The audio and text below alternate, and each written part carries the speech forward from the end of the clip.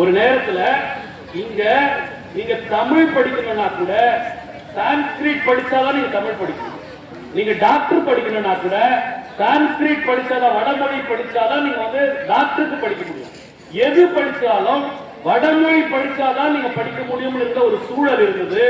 அந்த சூழல் 1922ல நீதி கட்சி அப்படின்ற ஒரு கட்சி இங்க ஆட்சிக்கு வந்து அவங்க தான் சாதாரண ஏழை பிள்ளைகள் படிக்கலாம் அப்படின்ற ஒரு சூழலை கொண்டு வந்தாங்க.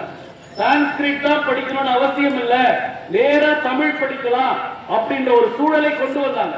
உங்களுக்கு தெரியுமா, உங்க முன்னாடி நான் பேசிட்டு இருக்கிறேன்ல, நான் 10வதுல 2 வருஷம் ஃபெயில் ஆனேன். 2 வருஷம் என்ன பாடம் தெரியுங்களா? இங்கிலீஷ்ல ஃபெயில் ஆனேன். இங்கிலீஷ மறுபடியும் எழுதி பாஸ் பண்ண முடியாம இருந்த ஒரு சூழல்.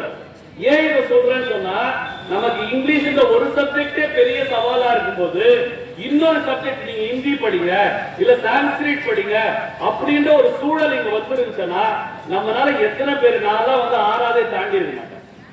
6வதே தாண்டி இருக்க முடியாது. ஏன்னா 2 மொழி படிக்கிறதே சிரமமா இருக்கு.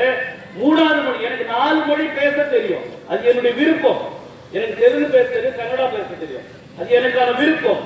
ஆனா இதை படிச்சாதான் நீ 6வது படிக்கணும், இதை படிச்சாதான் நீ 8வது படிக்கணும்ன்ற ஒரு சூழல் இருந்துச்சுன்னா நம்ம எல்லாம் படிக்கவே முடியாது. அப்ப நீங்க நல்லா புரிஞ்சுக்க வேண்டியது, உங்க அப்பாவுக்கு கிடைக்காத, உங்க அம்மாவுக்கு கிடைக்காத, உங்க தாத்தா பாட்டி கிடைக்காத ஒரு வாய்ப்பு, இவ்வளவு பெரிய பள்ளியில சேர்ந்து படிக்கிற ஒரு மிகப்பெரிய வாய்ப்பை இந்த அரசு, இந்த சமூகம் உங்களுக்கு ஏற்படுத்தி கொடுத்துருக்கு.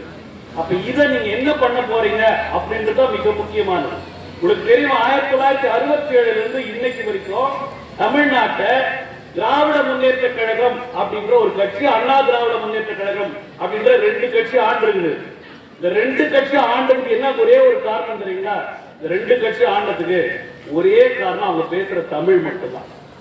வெறும் தமிழ் மட்டும்தான். நீங்க தமிழ் சிறப்பாக பேசினால் உலகத்தில் எந்த உயரத்திற்கும் நீங்கள் போகலாம். எனக்கு 6வது படிக்கும்போது ரகரமே வராது. நான் பழம்னு சொல்லவே மாட்டேன், பழம் அப்படிதான் சொல்லுவேன்.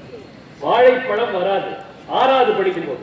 ஆனா நான் எப்ப தமிழை சுத்தமா பேச கத்துக்கிட்டனோ, எப்ப தமிழை வாசிக்க கத்துக்கிட்டனோ, அதற்கு பிறகு 10வதுல 2 வருஷம் ஃபெயில் ஆன நான் உலகம் முழுக்க இருக்கிற எல்லா இடங்களிலும் போய் பேசுகிற வாய்ப்பை இந்த தமிழ் எனக்கு தந்திருக்கிறது.